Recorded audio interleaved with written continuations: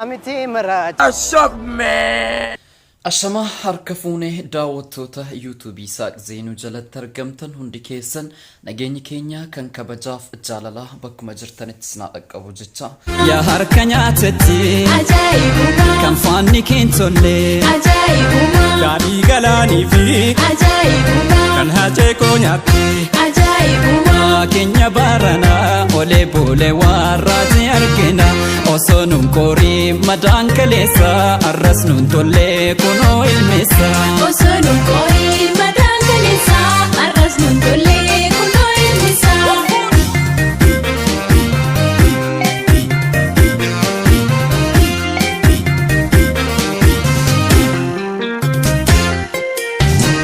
nu keenya jennee si amanne harka siif rukunnee wayyo wayyo hammeenyummaan kee daangaa dabarraan kunoo argine wayyo wayyo qeerroo fi qarree lubbuutti dhabdee boojuu si baafnaan wayyo wayyo hidhaaf ajjechaa maqaa nuuf laattee shoror keessummaan wayyo wayyo mukti qottoo maara mukarraa jitee ofumaa muree sanyii isaa fitee Sila sormi ormumaan beekama bira diinome kana maal jenna gadaa diigdee gaadadoo filattee hayyuu oromoo hidhaatti lagdee duris nyaftanyaan takkaanuun tollee lukaasaan baanee badaanaan olee biraan saatu yoo mudiinni diinaa tokkummaan kaanee biyyaa shabaafna tokkummaan kaanee biyyaa shabaafna tokkummaan kaanee biyyaa shabaafna. Egaa qorri waan baay'ee jabaatiif bakka qaqqajeelfannee viidiyoo raabbachuu hin dandeenye kanaaf nuuf folchaasniin jenna. Egaa akkuma beekamu taatee turban kanaa fi taatee guyyaa lamaan kana keessa taatee waan tokko siniin ga'uu barbaanneeti. Akkuma beekamu lammiileen Itoophiyaa erga Saawud Arabiyaa keessatti dararaa hamaa irra ga'uu jalqabeetii gara waggaa lamaa olii lakkoofseeti jira jechuudha. Erga mootummaan kun aangoo qabatee as baqattoonni Itoophiyaa biyya adda addaa keessa jirani keessatti biyya Saawud Arabiyaa keessa jiran kanaan dura yeroo mootummaalee biraa keessa kabajaan kan hojjetatanii manatti galanii jedhanu amma garuu salphinawwan adda addaa lubbuu dhabuu dhukkuba adda addaatiif saaxilamanii akkasumas mana hidhaa keessatti dararaa gurguddaan akka irra ga'aa jiru hundi keenya ni hubanna jechuudha. Torban kana keessa dararaan adda addaa kun cimee itti fufeeti jira garuu kan maan duras takka irraa dhaabbatee hin beeku garuu kan torban kana keessa baay'ee kan itti hammaate jechuudha. Egaa kanuma wal qabachuudhaan akkuma Ahmadiin Jabal Barruu fuula FB isaa irratti gabaasetti dhimmi kun akka hiikamuuf mootummaan Itoophiyaatiif mootummaan Saawud Arabiyaa walii galtee gochuudhaaf yookaan jaarsummaa gochuudhaaf magaalaa guddittii Riyaad keessatti argamu jechuudha. Jaarsummaan Itoophiyaa irraa deeme. Egaa milkiidhaan akka galanu abdii guddaa qabna. Jaarsummaa kana keessatti abbootiin amantaa gama lamaaniitiin iyyuu akkasumas jaarsoliin biyyaa ammoo gama biraatiin ammoo qondaaltonni mootummaallee dhimma kana keessatti hariiroo Itoophiyaa fi Saawud Arabiyaa gidduu jiru cimsanii itti fufuudhaaf lammiilee achi keessatti rakkachaa jiran kana mana isaaniitti akka galan gochuudhaaf tattaaffiin godhamaa jiru kan nama gammachiisudha jechuudha. Silaa kanaan dura ta'uu danda'udha qaba ture erga namoonni hedduun isaanii lubbuu dhabanii namoonni hedduun isaanii miidhamanii namoonni hedduun isaanii dhukkuba saaxilamanii kun ta'uu hin qabu ture jechuudha. Silaa kanaan dura ta'uu qaba ture. Akkuma beekamu mootummaan Itoophiyaa lola gama adda addaatiin irratti banamee jiruun kanas dandamatee fooyya'ee gara araaraa kanaatti dhufuudhaaf illee hin dandeenye jechuudha. Lolli biyya keessaas biyya alaas hedduunsaa dhiibbaa gurguddaa akka irratti uumaa jiru hundi keenya yoo ni beekna.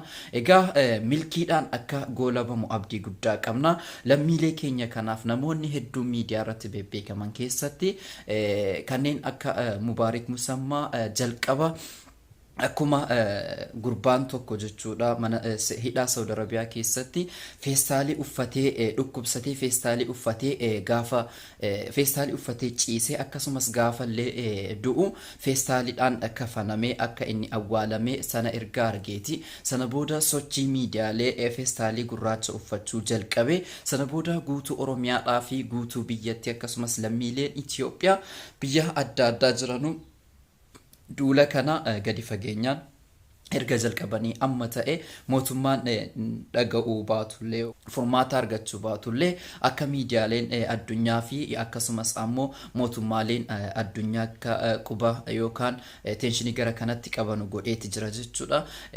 Gama biraatiin inni kan biraa Bulloon akkuma beekamu erga mana hidhaa keessaa ba'ee fuula barruu FB isaa irratti waa lama qofittiidha kan inni poostate jechuudha. Ni beektu erga Nuhoo Goobanaa boqateetii as seenaan Nuhoo banaa fi akkaataa boqannaa isaa akkasumas ammoo gaddaa isatti dhaga'ame ibsachuudhaan kan jalqabedha jechuudha. Sanarra dabalatee guyyaa har'a hooggantoota ABO'tii fi warra mana hidhaa keessatti afan hunda isaanii akka gadhiifamanudha kan inni fuula barruu FB isaa irratti maxxanse jechuudha.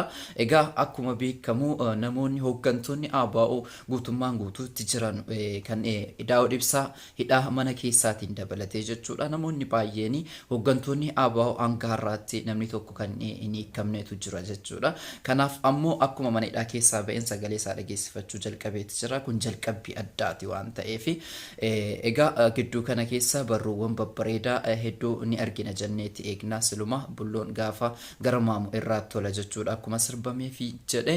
Inni kan biraa ammoo ijoolleen wancii teessee masaraa kiiloo 4 raasaa turte torban kana dubbii ijoo miidiyaalee addunyaa ta'uu yoo miidiyaalee addunyaa ta'uu baatanillee akkasumas miidiyaalee uummata Oromootii fi miidiyaa qaama mootummaatii fi miti mootummaa miila tokkoon dhaabaa turani jechuudha. Fuula barruu FB Instagramii fuula akkasumas TikTok irratti viidiyoon isaan dalagan hundisaatuyyuu asiifachi naannee dhiibbaa gurguddaa uumaati jira jechuudha. Akkuma beekamu sirba waraabbii EBS ayyaanaaf qopheesse irratti sirba kam jaallattu jennaan sirba namni sirbuu danda'u jira jennaan ijoolleenis ammoo sirba qabsoo yeroo ammaa mootummaa Itoophiyaa uummata Oromoo irratti saasaa jiru sagalee dhageessisuudhaan miidiyaa to'ataniiti jiru. Wancii keessa ta'anii galma kiiloo 4 raasanii ijoolleen kun guyyaa har'aa ammoo huccuu babbareedaadhaan as ba'aniiti jiru. Akkuma beekamu uummanni Oromoo yeroo ammaa kana keessa xiiqii gurguddaa keessa jira jechuudha. Artistoota isaa dhukkubsatanii jiranu mana irratti ijaaruu akkasumas namoota dhiibbaa uummata Oromoo mootummaa kana irratti uumaa jiranu ijoollees ta'ee nama gurguddaas ta'ee warra dhiibbaa uumanu kana gama danda'een saappoorti gochuu itti fufeeti jira jechuudha. Ijoolleen kun Rabbirraa Leellisaa Lalisaa Obsaa jedhamu maqaan isaaniitu baay'ee kan nama mammararudha. Maqaa Oromooti kan isaan qabanu. Ijoolleen kun bifa addaatiin as ba'aniiti jiru. Dubbii keenya irratti waan tokko gaafa goonu bitaaf mirga ilaallachuun keenya dirqama. Bitaaf mirga keenya ilaallanna gaafa jennu ijoollee kana gaafa miidiyaa irratti ho'isnu akkasumas ammoo asiifachi oofnu suuraa isaanii ijoollee kanaafis maatii ijoollee kanarrattis dhiibbaa geessisuun ni danda'a gaafa jennee tilmaamuu danda'uudha qabna. Sababni isaa mootummaan biyya bulchaa jiru kun mootummaa namaa filuu miti waan ta'eef sagalee kan kee yoo dhageessifatta ta'in jedhee maatii kee irratti kan dhiibbaa uumuudha akkasumas nama sagalee dhageessu yookaan mootummaa kana mormu dhiibbaa gurguddaa irraan geessisuudhaan nama beekamuudha jechuudha. Yoo ilmi balleesse nama abbaa adabu yoo abbaan balleesse nama ilma adabuudha mootummaan kun takka argamee hin beekne jechuudha. Inni kan biraa ammoo akkuma beekamu EBS viidiyoowwan bashannansiisaa adda addaa hojjechuudhaan yeroo ammaa kana keessa miidiyaa Itoophiyaa keessa xiqqoosi miidiyaa adda durummaadhaan sochiiwwan adda addaa gaggeessaati jirudha. Mee viidiyoo kana gaafa ilaaltanu sagantaa bashannanaati kan inni qopheesse. Sagantaa bashannanaa kanarratti sirba afaan Oromoo burtukaanii miti hadhaadhaa namoota isa duukaa jedhu dubbii keenya irratti warri afaan Amaaraa dubbatanu qomcootas haa ta'u warri afaan Amaaraa qofa hin beekne jecha dhaa jedhu fayyadamuu hin danda'an. Sababni isaa dhaa jechi jettu afaan Amaaraa keessa hin jirtu waan ta'eef yeroo isaan afaan Oromoo wajjin rakkatanu mee viidiyoo kana laallee walitti adeemnu. miti mara Mo beektanu burtukaanii miti hadhaadhaa kun jaalalaa miti machaadhaa kun jaalalaa miti jechuun isaan fayyadamaa jiranu lammii biyya afaan akka Afrikaa keessatti sadarkaa qabuuf akka addunyaa irratti sadarkaa qabu biyya ofii keessa ta'anii afaanuma kanallee dubbachuu dadhabuun isaanii hammam afaan Oromootiif akkasumas uummata Oromootiif tuffii qabanu kan inni agarsiisudha jechuudha. haa ta'u yaaluun isaanii yaadachuun isaanii waan tokko jarri garuu biizinasa irra jira afaan Oromootiif hilanii osoo hin taane biizinasa waan hojjetanuu fi wama bashannansiisaa akkasii afaan Oromoo irratti qoosanii view adda addaa kan ittiin guurratanidha malee afaan Oromoo kana hilaniiti miti jechuudha kan isin gamanumaan beekuudha qabdanu. Egaan daawwattoota keenya odeeffannoowwan adda addaa hedduu isaaniitu jiru garuu qorra hammaachuudhaan kan wal qabatee danda'eeyyuu dubbachaati hin jiru.